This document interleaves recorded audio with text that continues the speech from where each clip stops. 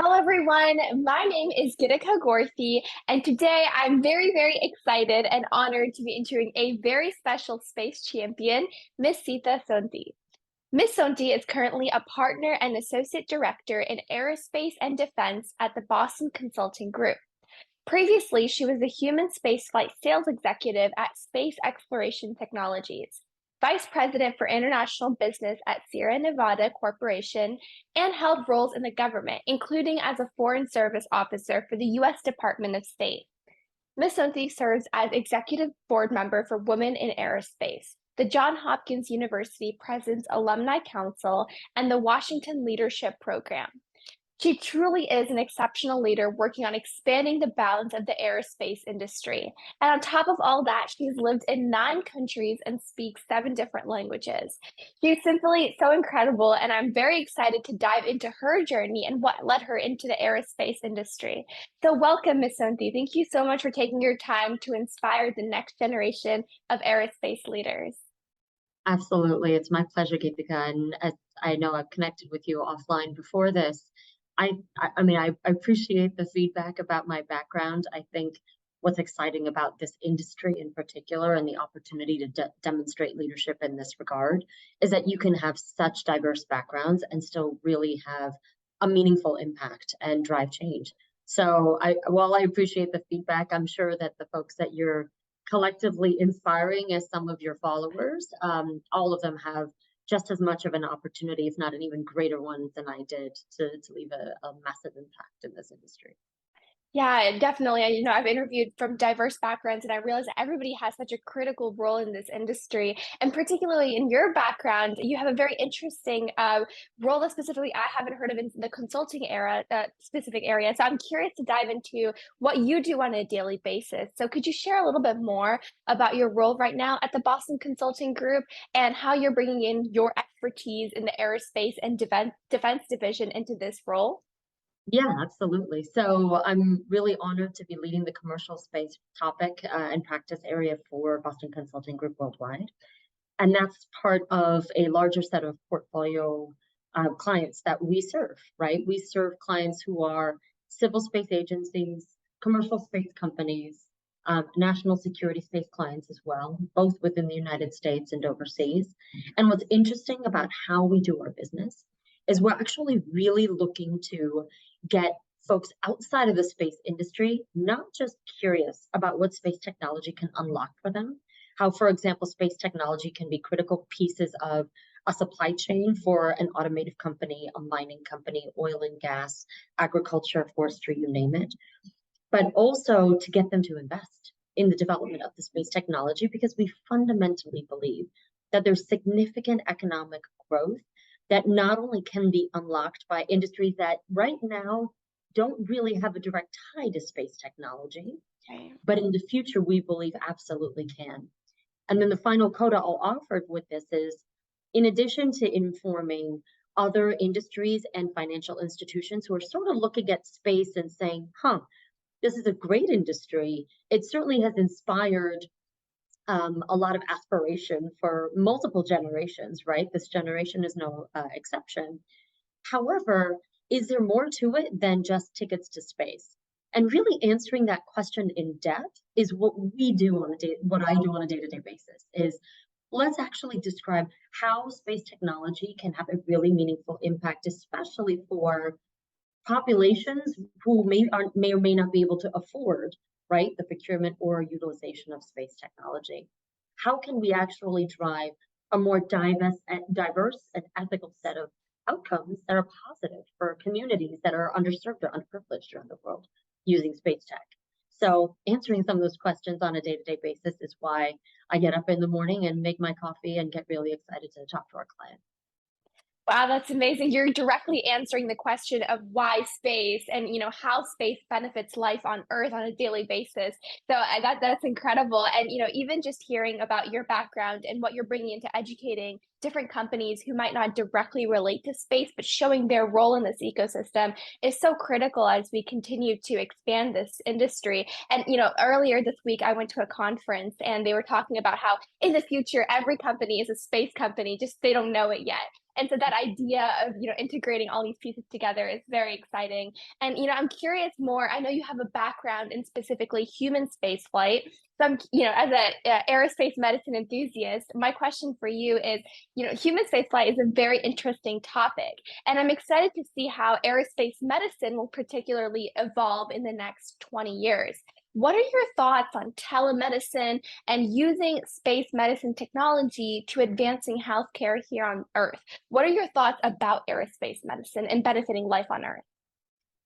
You've actually taken my passion and my family's passion. I come from a family of physicians and blended it into one. I mean, listen, I think aerospace medicine is not just one of the greatest potentially impactful areas of the intersection of space technology and another industry on Earth. It potentially has the most diverse impact as well. So it's not just, yes, we're going to add economic value, but we're actually going to reach communities who can leverage it. And I'll offer 3 use cases or 3 examples of why I think that's the case.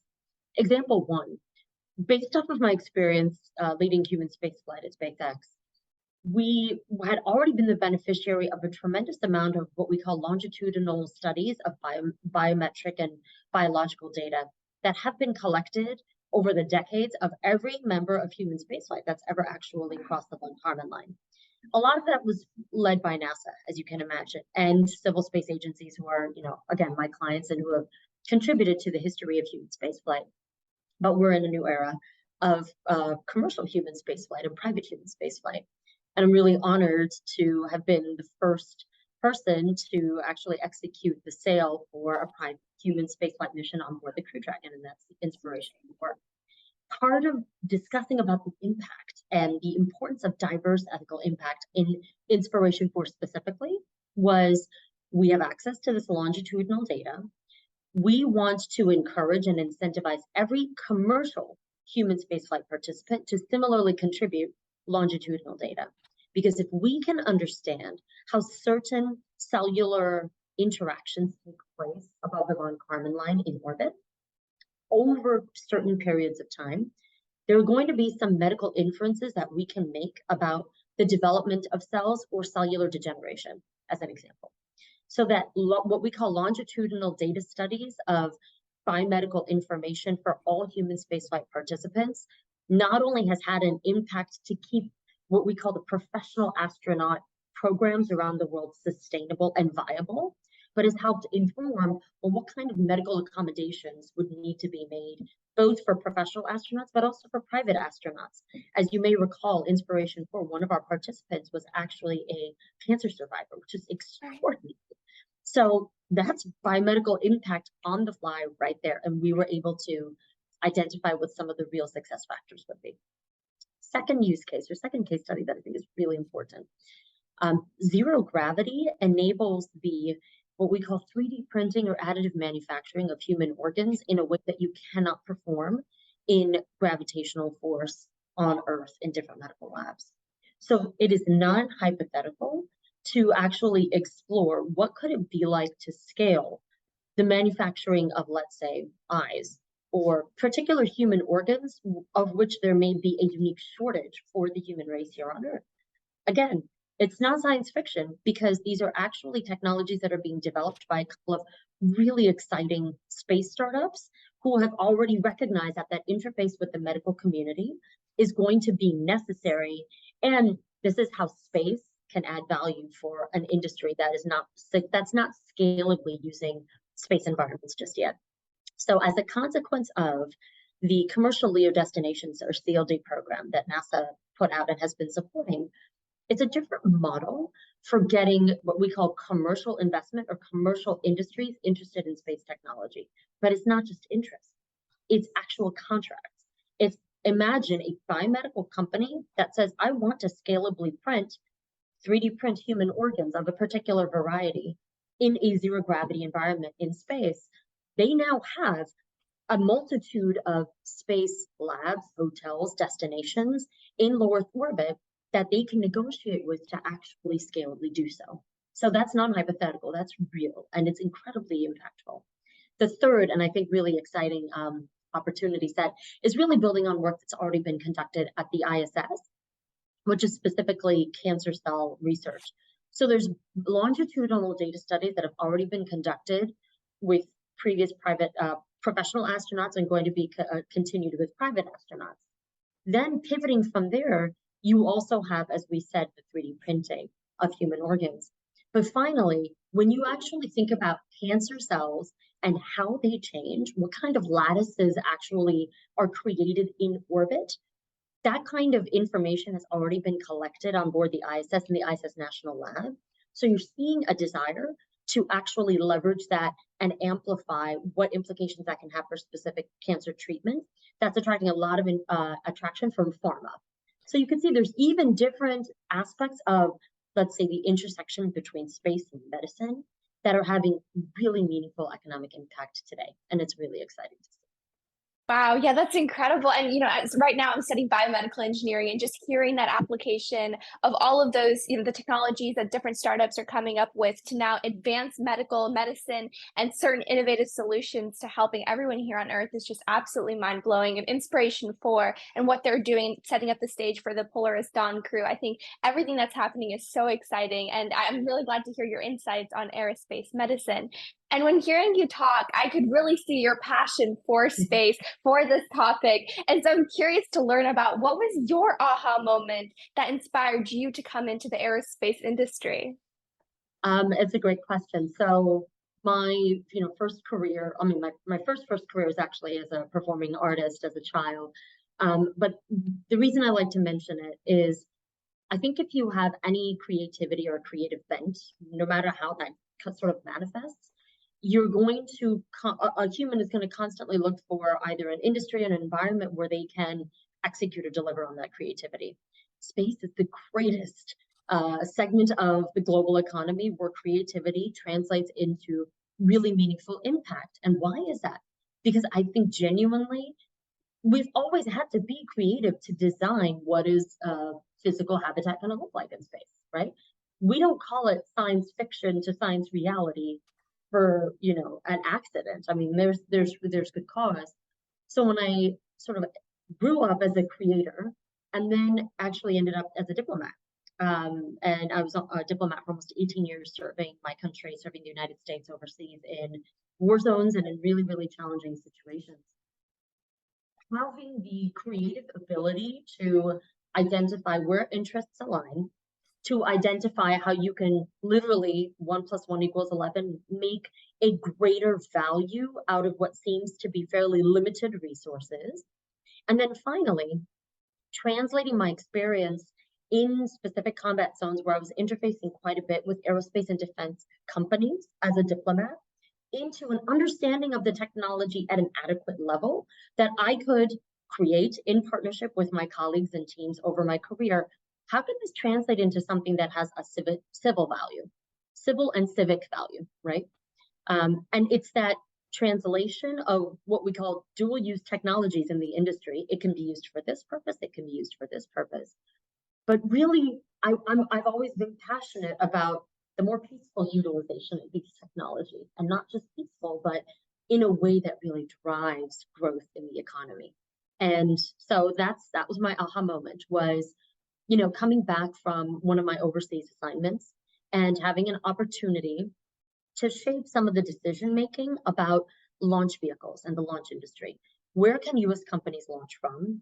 And what kind of, not just limitations, but what kind of thoughts have gone into preserving national security, but at the same time broadening the aperture for potential partnerships so that launch can become what it is today, which is cheaper, much more geographically diverse, and that's really enabling partnerships across the world to put more and more thoughtful, civic-oriented and civilly oriented and commercially oriented payload into orbit.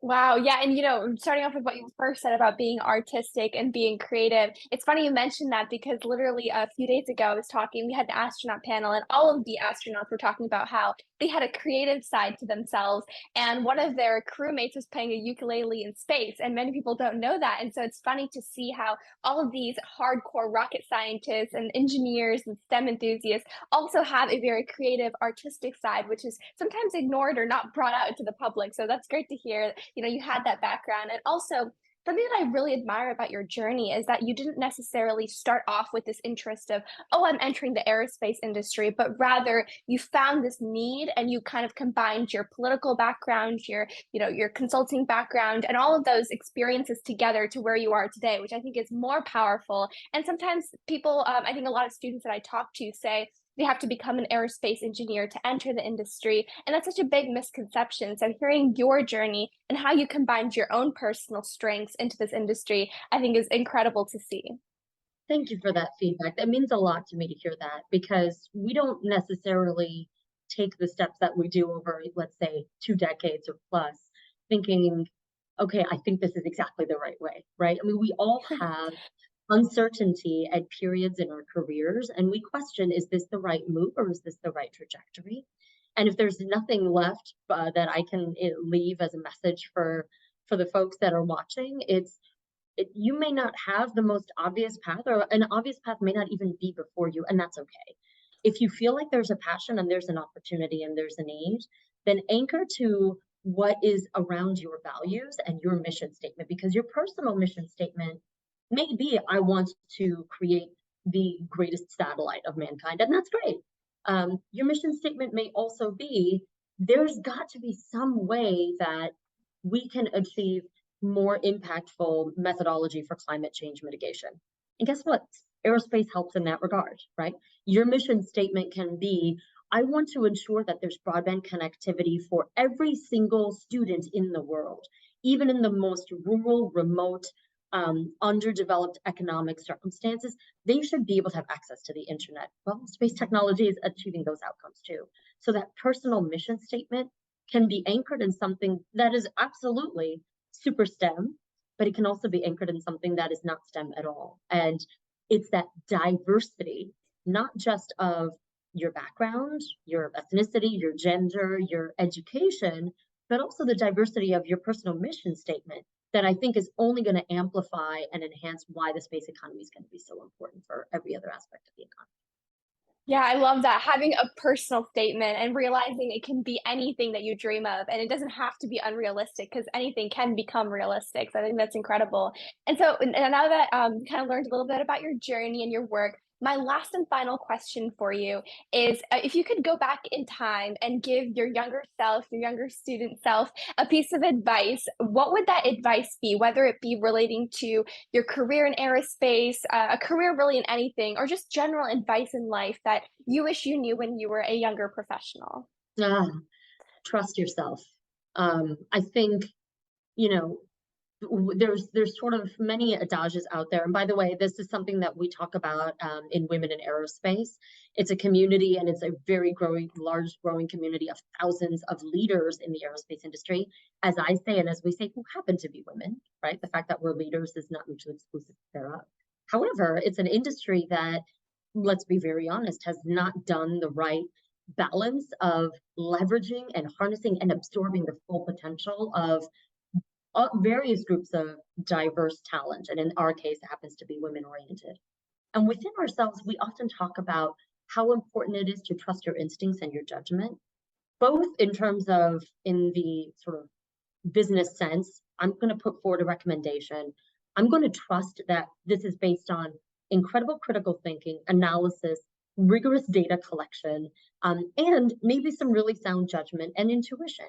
But it's that combination of all of those things that come from within me as a leader. And I need to present it with the full confidence and full self-trust. Too often, at all kinds of stages in our career, but especially at early stages in our career, maybe even as students, we don't necessarily trust our judgment. Or if we receive feedback that's critical in response, where someone says, I don't believe you, or I disagree, accepting that feedback in a way that's meaningful and respectful, but at the same time, not letting it erode your sense of self-trust. Oh boy, that's a big challenge. And I'd say that's something that I would have loved to have been able to tell myself over and over again to say, yeah, no, that feedback is valid. You agree, but still maintain your sense of self-trust in your judgment, because if you apply critical thinking, if you apply humility, if you test your own assumptions, and at the end of the day, if you follow your intuition, you're probably making the right call. That's incredible advice. I know I will definitely be taking that to heart, and I'm sure everyone who's listening will as well. So thank you so much, Miss Cynthia, for taking your time to speak with me today. It was such an honor. I wish we had a longer time, but I know you have a lot to do. But it was really fun and really great time speaking with you. It's so inspiring to see other incredible industry leaders doing great work in advancing human spaceflight, but also showing that space can be used to benefit life on Earth, which is something that we're constantly to this day talking about. So thank you so much, and I can't wait to hopefully meet you in person one day at a conference. Absolutely, Geethika. Thank you for being a leader also in our industry. We recognize leadership at every single generation. It's not limited to decades of experience. I think really it's oriented around impact. And I can see that you've already had such a tremendous impact through your Ignited Thinkers platform. And I want to continue to salute you, and anything that I can do for you and your community, please do not hesitate to reach out, because we can only help each other by giving each other a voice. So thank you for your leadership as well and the opportunity. Thank you.